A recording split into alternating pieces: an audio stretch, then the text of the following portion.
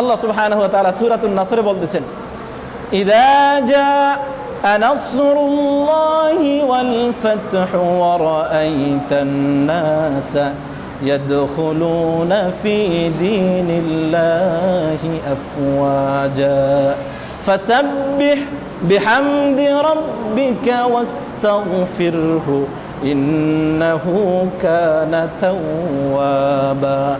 আল্লাহ তাআলা নবীকে বলতেছেন, হে নবী, যখন আল্লাহ তাআলার পক্ষ থেকে সাহায্য চলে আসবে, ওয়াল ফাতহু, যখন বিজয় চলে আসবে, ওয়া রাআইতান নাসা ইয়াদখুলুনা ফি দীনিল্লাহি আফওয়াজা, আপনি দুনিয়ার সমস্ত মানুষদেরকে দেখতে পাবেন তারা দলে দলে ইসলামের মধ্যে ঢুকতেছে, ইসলাম গ্রহণ করতেছে, এটা দেখবেন আপনি।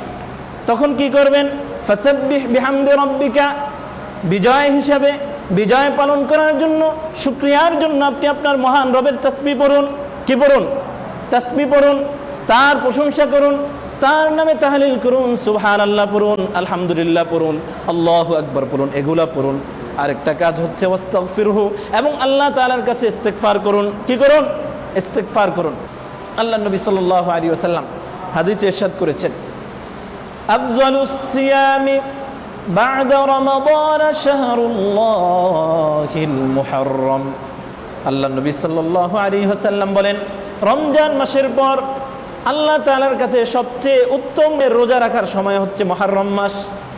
রমজানের পরে সবচেয়ে উত্তম রোজার জন্য কোন সময়টা? মুহররম মাস। এটা কে বলেছেন? আল্লাহর রাসূল বলেছেন। তার মানে একটা তো হচ্ছে রমজান মাস, রমজান মাসের সাথে অন্য কোনো মাসের তুলনা হয় না। রমজান আলাদা, স্পেশাল। কিন্তু রমজান ছাড়া অন্য কোনো মাস যদি আপনি রোজা রাখতে চান, আল্লাহ নবী আপনাকে বলতেছেন যে আপনার জন্য উত্তম সময় হচ্ছে এই মুহররম মাস।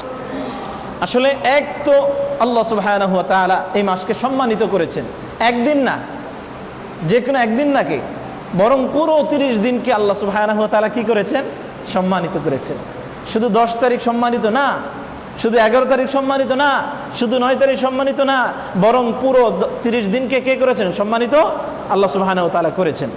এই জন্য মুহররম আসলে আমাদের চিন্তা 10 তারিখ যেন না যায়, এটা ভুল চিন্তা কাভার করে। যার কারণে আমাদের একটা ধারণা, মনে হয় কারবালা মানে আজকে, কারবালা মানে কি আজকে।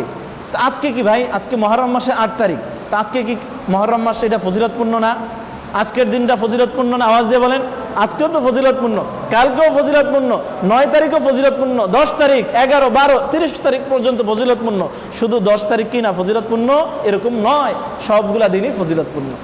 এই জন্য এই চিন্তা আমাদের ভিতরে তৈরি হয়ে গেছে। এই চিন্তা থেকে আমাদেরকে বের হতে হবে যে পুরা মাসটা ফজিলতপূর্ণ, এই পুরা মাসের কদর করা আমাদের জন্য অত্যন্ত জরুরি। আল্লাহ তাআলা আমাদের সকলকে তৌফিক দান করুন। তাহলে ফজিলতপূর্ণ হওয়ার এক নম্বর কারণ হচ্ছে, আল্লাহ নবী সাল্লাল্লাহু আলাইহি ওয়াসাল্লাম হাদিসে বলছেন যে রমজানের পরে সবচেয়ে উত্তম সময় হচ্ছে এই মুহররম মাস। কেউ যদি রোজা রাখতে চায় রমজানের পরে কোনো মাস ব্যাপী, তাহলে সেই জন্য এই মুহররম মাসকে কি করে নেয়? বেছে নেয়। এটা উত্তম সময়। সিয়ামু ইয়াউমি আরাফা আহতাসিবু আলাল্লাহি আন ইউকাফফিরাস সানাতাল্লাতী ক্বাবলা। আল্লাহর নবী জনাবে মুহাম্মদুর রাসূলুল্লাহ ইরশাদ করতেছেন, কোনো ব্যক্তি যদি এই মুহররম মাসের 10 তারিখে তথা আশুরার রোজাটা রাখে, আমি আল্লাহর কাছে আশাবাদী আল্লাহ সুবহানাহু ওয়া তাআলা তার পিছনের 1 বছরের গুনাহকে মাফ করে দিবেন। কয় বছরের? 1 বছরের। 1 বছরের গুনাহকে মাফ করে দিবেন। এই জন্য মুহররম মাসের রোজা যদি আমরা রাখতে পারি, তাহলে আমরা আমাদের পিছনের 1 বছরের গুনাহকে মাফ করাতে পারবো ইনশাআল্লাহ।